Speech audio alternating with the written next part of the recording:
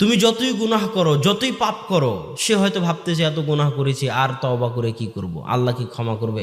আল্লাহ মনে হয় ক্ষমা করবে না, খারাপ আছি, আরও খারাপ হয়ে যাই, না হয় আত্মহত্যা করি। এই যে হতাশা কাজ করে মানুষের মধ্যে, সে জানে না যে আল্লাহ হচ্ছে আর রহমানির রহিম।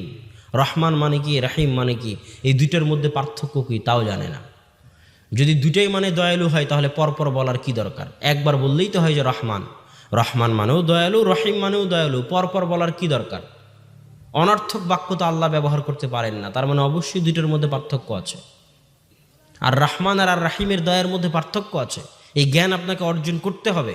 আল্লাহর গুণাবলী সম্পর্কে জ্ঞান আপনাকে অর্জন করতেই হবে। আল্লাহর নাম এবং আল্লাহর গুণাবলীর জ্ঞানের কত মহত্ব তা আমি আপনাকে বলে বুঝাতে পারবো না। আল্লাহ রাসূল বলছে, কেউ যদি 3 বার সূরা ইখলাস পড়ে, সূরা ইখলাস মানে কোন সূরা বলেন তো? কুল হুয়াল্লাহু আহাদ। কেউ যদি 3 বার সূরা ইখলাস পড়ে, তাহলে সে যেন একবার পুরো